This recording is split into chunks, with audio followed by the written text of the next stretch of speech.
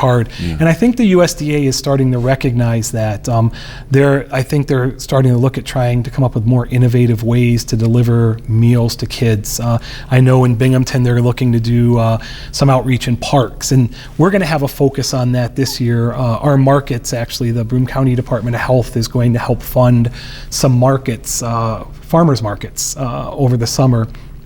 In certain parks that we're still working out throughout Broome County, and we're going to have volunteers help us serve USDA meals while we're there. So we'll be at parks where kids are already at and have the ability to feed them. And we think it goes that beyond ice cream and cotton candy. Well, yeah, it'll be a regular USDA lunch, Right. and our market's all fresh foods anyhow. It's all healthy, healthy foods. But it's just that's a huge gap in our community. It's another way that someone could help out. If you have a congregation or a business, think about offering to open up on a Saturday or a Sunday to provide meals for kids. You can do a breakfast or a lunch. BOCES will provide the food. The very simple paperwork. And you could really make a huge difference in a family's life. Someone from the Family Enrichment Network at the Legislative Roundtable recently suggested tapping into faith-based organizations to help expand the network of meal sites, saying we have no shortage of churches in our rural communities. Yeah. And many of these churches are struggling to find a sense of mission and purpose. Yeah. And if they open themselves up to just some volunteerism, offering their space, it can refocus a church's, pardon the expression, dying ministry, or a church on hospice that suddenly discovers they've got a life-saving, physically and spiritually life-saving mission. And I'll tell you, it is absolutely some of the most rewarding work you'll ever do. We during our first year working in a rural, I don't want to give this family's information away, but in a rural community, we got a referral from a partner, a Catholic Charities, that there were two families that were really struggling. They were in an isolated trailer park. One family didn't have electric, the other family didn't have propane, so they were sharing. Right. And there were a total of 12 kids between the two families. And they only had one car between the two families. The other family's car had died. And looking into it, they wanted us to help them get food. So we learned more and more about the story. All four of the parents had lost very good paying jobs, and specifically where we dropped the food off to, their family, the wife was working a part-time job, the husband was working an overnight job. They were also helped trying to transport the folks that live next door to get them to their jobs. And there were these kids that this one gentleman, after he had worked all night, was up watching all the kids, like taking care of everybody because everybody was out working. And so we work a lot with AmeriCorps service members. They help us run our markets and help us do a lot of our work out in the rural communities. And we pull up to the residences, and all of these kids come out and they start helping us carry this food in, and they're so happy. And it was just there was just not a dry eye on the way back to our market site. And I think that's the story for a lot of people in our community. I think, there's always going to be some people who scam a system, or some people that want to take advantage, but there are a lot of people that work very, very hard. And their circumstances are difficult. Yes. And even if you look at it and you said, okay, so the parents aren't working as hard as they can, what about children? They're born into these situations, and it's not their fault. We really have to think about how we take care of them. We started our new North Side markets the other day, yesterday as a matter of fact, and we were over on the north side in front of the Lee Barta Center, and we had a donor that donated 5 cases of apples. So it was kind of warm yesterday, and so we had ice, and so they were cold. And to watch all the kids come over and just grab apples and just enjoy them so much, and like to have a cool fruit on a hot day, and young people saying, could I bring some home for my brothers and sisters? And you leave that situation touched, and just realizing that you want to do as much as you can to, this beautiful children that just in tough circumstances. So there are opportunities That's another way that someone could help out. Erin Monroe at the Healthy Lifestyle Coalition is launching a program called Fresh Bucks. And what it is it's a $3 check that people can use at our market only for healthy food, because that's all we have. Right. And if a company or a congregation wanted to call Erin and maybe donate $100, donate $50, those $3 coupons could be geared towards kids, and we could make sure that kids have extra fruits and vegetables throughout the summer. Yeah. It's a very affordable way to help out families in our community. And we could help out young people in rural communities and urban communities. It's a great idea that Erin came up with, and most people that work spend $3 needlessly most days. Yeah. So if you really think about it, it'd be a great way for a congregation. That could be another sense of mission. If someone raised $100, we could give out 33 of those coupons. Yeah. And that could really help families that just have real tough times in the summer. Not only gain food, but healthy food. Like it gives them the dignity to come to a farmer's market, which is, our CHOW Fresh mobile markets are, yes, they're a farmer's market, but they're a hunger relief program primarily.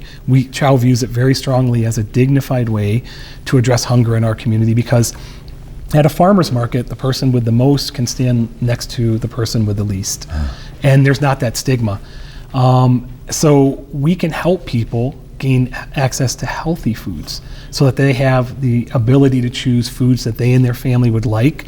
We partner with Cornell Cooperative Extension. They're at a lot of our markets. They could teach people how to incorporate food into their diet. Some people don't know what to do with a spaghetti squash. Sure. Cornell Cooperative Extension sure can help you learn what to do with it and how to stretch it. So we have a lot of partners that help us out. You've mentioned BOCES, you've mentioned Cornell Cooperative Extension, you've mentioned Healthy Lifestyle Coalitions through the United Way. We're partners with Vines. Vines, we just won a grant through the Community Foundation where we were able to extend their half-time farm manager into a full-time position. And Anthony is growing food for both organizations. So, thank you, Community Foundation, because we're going to have thousands of extra pounds of locally grown healthy produce that we're going to be able to distribute I want to ask community. about where that produce comes from, but first I want to say that our guest today is Mike Leahey, and he's the director of CHOW, the Community Hunger Outreach Warehouse, which is one of the ministries of the Broome County Council of Churches. I love your shirt. Where do I get a shirt like that? Well, we just had it designed actually because we won 2 brand new vans for our markets in a open competitive cycle, and they granted us 2 new vans. So we started off with our mobile market being on a big bus, and people were asking, where's the bus? We used to call it the CHOW bus. Right. So logo-wise in downtown Binghamton helped us out with rebranding our markets. So now we're CHOW Fresh mobile market, and our slogan is creating healthy communities through partnerships. That's amazing that you can read that off your shirt upside down. Yeah, you're quite a talented guy. Not bad. The glasses reflected it in the right way. Yeah. So we've been putting the stress on fresh food. Where does that fresh food come from? You mentioned the Vines Gardens, but where else? Well, Vines helps us grow some food. We have a farm where we have a volunteer farm manager on the same site. He helps us grow some food. We have a local distributor who off of our markets gives us fruits and vegetables at their cost, which allows us to sell the items we sell for low cost at a very low cost. We get a lot of donations from local farmers. We get a lot of donations from people who may plant a row from CHOW. We've really started focusing lately on the Food Bank of the Southern Tier is one of our partners. They've been delivering, they've started delivering more fruits and vegetables. And we've really had a lot of success reaching out lately to truck drivers who bring very fresh foods to our community. And if the vendor turns them down for any reason, the truck driver has a decision to make. Do I take it to the dump and dump it because it's cheaper to do that than to drive it all the way back to South Carolina or wherever I'm going? Or do I distribute it to a food bank? And we've had a lot of success in reaching out to those truckers to tell the story that this community needs those types of foods. So it's not as uncommon to see a truck pull up with thousands of pounds of organic food or corn. Just a couple weeks ago, it was 44,000 pounds of potatoes. So, it's that's a true blessing when we're able to talk to people and say, our community needs help, we'll take this off of your hands. There's a tax write-off for the company, I'm sure. And you know what, it just doesn't go to the dump and get thrown away when we have so many people in our community that are hungry. Yeah, that's a new way of talking about gleaning, I guess. So we've been talking about childhood hunger, but that, of course, broadens out to serving the needs of the whole community. And I just love to talk about partnerships, because that's part of what it means to be a neighbor. I mean, we're often describing neighborhood beyond the block on which we live to being the whole community. And I appreciate so much your work. When you were growing up, did you decide that you wanted to be the CHOW director? Do you know what, actually, growing up, when I was a young person, my family lived in extreme poverty. So I stood in those lines. So, and it's something you never forget. It's something, I remember the stigma, the embarrassment. I remember the terrible discomfort that came along with it. I remember how hard summers were. I remember how hard school breaks were. So I have a really unique empathy for people. I never am insulting enough to say I understand what someone's going through, because you don't. But you know, you never ever forget it. And it's you know, we just want to do the best we can to take care of our community in the most healthy way that we can. One of the goals that we've set at CHOW and the council is to have 1/3 of our food by 2019 to go out as fresh and healthy. And you know, I'm hoping we're going to actually make that goal this year. We're doing really well with our fresh foods. We've really started having that conversation, even with people who donate food through a food drive or something. You know, could you look at possibly getting fruit in a can that's in its own juice or in water?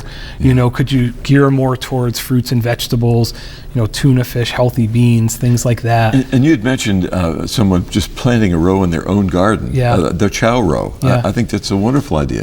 And then there are some churches that have gardens now too. Now, with about a minute and a half to go, we ought to look at how to get in touch with you or with CHOW.